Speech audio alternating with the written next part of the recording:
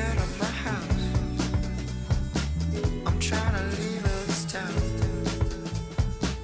I'm trying to figure this out, but Welcome back to UView, the show dedicated to all things Arlington youth.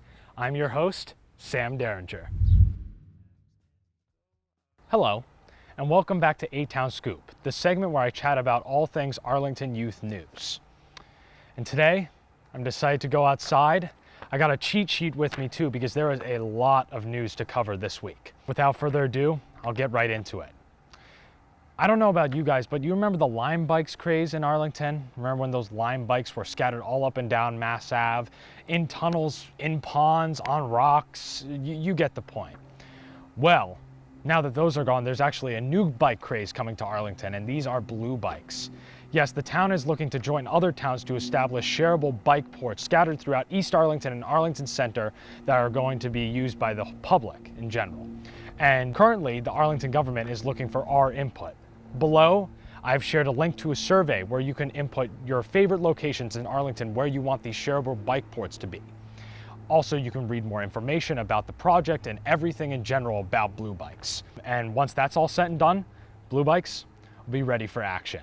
And speaking of action, this next part of the segment involves me talking about an Arlington kid who's putting together a really cool project. And this Arlington kid is Sagar Rastogi. And what Sagar is doing is he's working with some friends from Burlington, and they're putting together a campaign called Sponsor a Basket. And what this campaign is it basically takes money that is donated and uses it to buy foods to bring to those who especially need it right now. And Sagar is ready to take this project from Burlington over to Arlington and is looking for our help. Below, I've attached another link, this time to a GoFundMe page where you can donate any sum of money to the cause to bring foods to people who really need it right now. Moving on. Yes, believe it or not, this is really why I need these cheat sheets this week. There is a lot of new information about school next year and updates about what everything is going to look like. In last week's school committee meeting, the administration devised a rough plan of framework in each of the three main scenarios of how school could play out. These being completely in person, completely online, or a hybrid of the two. The outline basically gives us a glimpse of, regardless of the situation, how different the structure of school is going to be next year.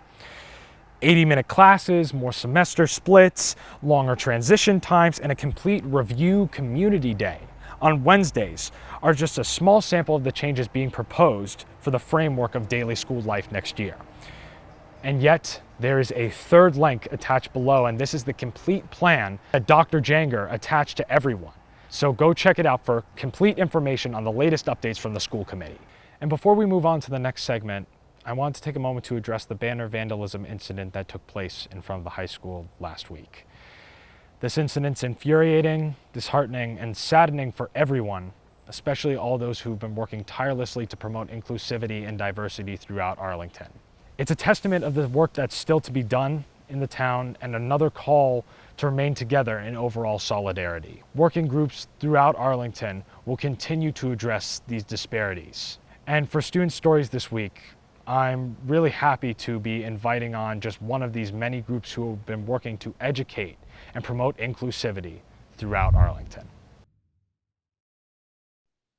Hello, and welcome back to Student Stories, the segment that involves discussion with students and other community members about their work to make Arlington a more positive, welcoming, and all-inclusive place.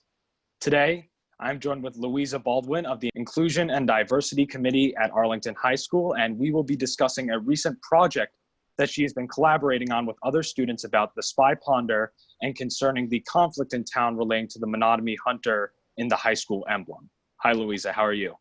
Hi, I'm good. How are you? I'm doing all right.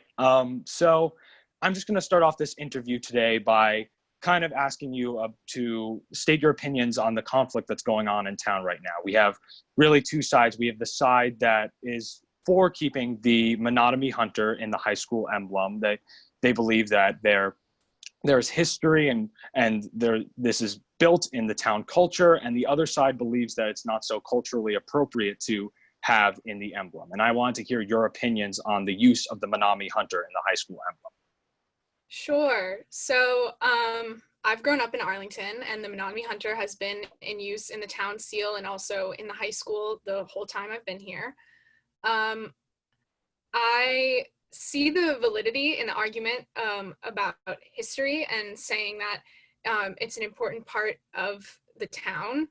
However, I feel that there is a difference between using the image in the statue by Cyrus E. Dallin and using the image on sports uniforms and paperwork at the school. There's a lot of history with the statue and with Dallin that holds merit and shows respect for the Native Americans and the indigenous peoples who were here before the white colonizers. However, once you get into using it as a logo and a seal by a completely majority white community, it to me is no longer a symbol of respect and acknowledgement. Yeah, definitely. So I also, so in responding to this, in stating your opinion, you and some other students have come together as part of this committee to put together a virtual exhibit relating to what is a spy ponder, etc. And I just wanted you to provide a little background on this project and how you got the idea for this project, and just some general information about what you've been up to. Sure. So I attended the rally that was organized by the group, the Black Alum, in Arlington Center a couple, I guess, maybe a month ago now. And they read a list of demands for the Arlington public school system, and the final demand was that the mascot be changed. And they did phrase it as mascot, which is a misconception, as Arlington High School actually does not have a mascot, and the image of the Menotomy Hunter is more accurately titled a logo or a seal. However, it is treated by the student body and viewed by the public as a mascot, since there is no actual mascot. So I don't see a problem them thinking that in the beginning. But that's one of the questions that was addressed in a statement that was then put out by the high school principal, Dr. Dieringer, when he asked people to refrain from using the image on any new projects or places until it can be decided whether or not the logo is officially retired. So when all of that was coming out and coming together, we were meeting to discuss sort of how the Inclusion and Diversity Committee could contribute to figuring out what to do with the logo. And at the same time, the Smithsonian Museum of Natural History decided to remove a statue of Theodore Roosevelt that had sat outside of the museum, because they felt that the Native American and the free Black American that were part of the statue was culturally insensitive, and it merited the statue being removed. However, 2 years prior to the decision to remove the statue, they had done an exhibit called Addressing the Statue, in which they contextualized and educated the public about the statue and its implications, and sort of just everything it stands for and why what it stands for might be problematic. And so we were inspired by that process. However, we are hoping to expedite it over a quicker timeline than 2 years. To sort of address a lot of questions and misconceptions that have to do with the image of the Menotomy Hunter and the use of Native American imagery by white communities as a whole in the style of this exhibit. So yeah. Wow, yeah, definitely. And obviously you can hear that this project, this exhibit, requires a lot of research, and this team that's been working to put it together so far has done a lot of research to put this together. So in saying this, I was wondering also, this is the type of project that probably requires a lot of public opinion, especially Native American opinion, to weigh in and see on, to fact check and see how this project, oversee how this project is coming together. And I want to ask you, what is the process of, how have you been getting public opinion and input on this project from the Arlington community and the Native American community as a whole? Yeah, of course. We believe that it is extremely important to incorporate Native opinions on matters like this, since we do not have an inside perspective in that way. And so we are hoping to partner with the Arlington Human Rights Commission and to utilize their resources to the fullest to involve Native Americans and other different viewpoints. So we are looking into the idea of organizing a live panel of voices or, to voice their opinions regarding the logo and the statue, and to have that kickstart collecting viewpoints for the exhibit later on. Interesting, cool. So, and that's going to take place pretty soon, this summer still. Yeah, we're hoping that we can get that organized possibly before school is back in session. Excellent. Yeah. So again, you're getting public opinion, you're researching, you're culminating together this project. And once this online exhibit is complete, how do you plan to go about circulating this to the public and publicizing all this information that you put together? Yeah, so hopefully we can have some basic things like a link on the town website and a link on the school website so that people can easily find the public website that will be set up.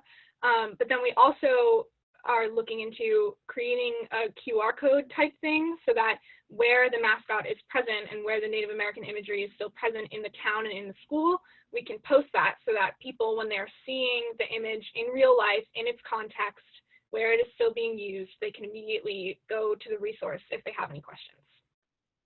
Excellent. So, and I don't know if your team, if the committee has projected this yet, but after you've completed this project, do you have any next steps in terms of addressing the Menotomy Hunter on the seal? It will really depend on how the public responds to this exhibit, or do you have an idea of what the committee is going to do going forward? So obviously everything is dependent on how the previous steps go, but we are hoping that once this panel happens and once public opinion hopefully is shown in support of at least ending the logo's association with Arlington High School, we can officially present the issue to the school committee, who has the final say in officially retiring the logo. So despite the principal's decision to request people refrain from using it for now, it has not been officially retired or removed from its association with the school, and we are hoping that we can make that happen. Great. This is all really great work and really impressive to see the students putting together something like this. And on behalf of all the other students watching, this is really great to see. And Louisa, I thank you so much for coming onto the show today, and have a great rest of your day. Keep up the great work. Hey guys, and welcome back to this week's Creativity Highlight. Okay, so this week's highlight is none other than Anna Edry, an AHS senior, and she has sent in some of her artwork for all of us to see. Her featured art is a piece called Portraiture and Applique, a cool circle skirt design. Let's see it, Anna.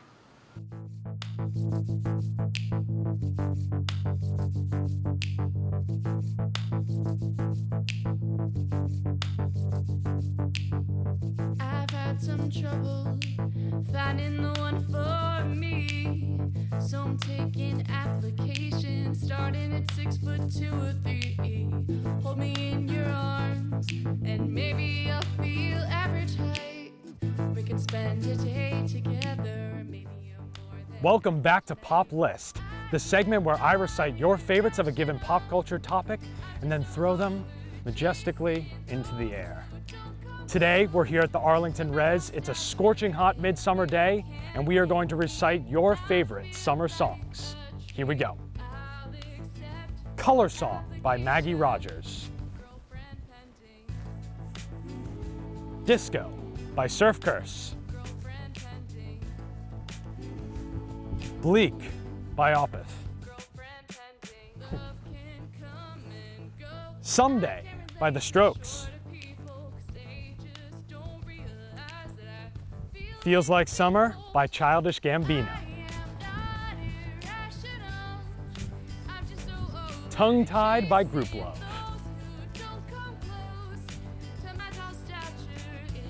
Unwritten by Natasha Bedingfield.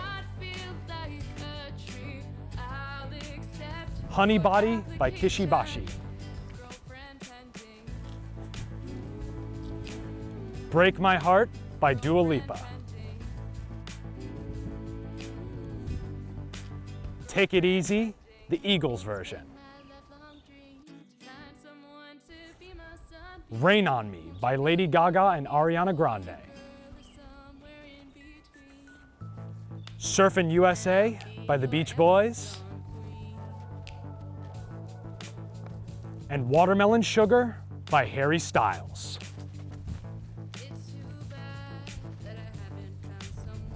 And that's a wrap on YouView episode 2. Thank you so much to all of you that are tuning in right now. The positive feedback that we've been getting since episode 1 has been amazing. Please continue to send in your comments, questions, suggestions, and tell us what you want to see next on the show. It's also worth noting that we're looking to expand our team. If you are interested in producing, writing, filming, or helping out in any sort of way on the show, please reach out to us. We'd love to see this grow with your help. For now, thank you so much again for watching, and on behalf of all of us, we'll see you next time.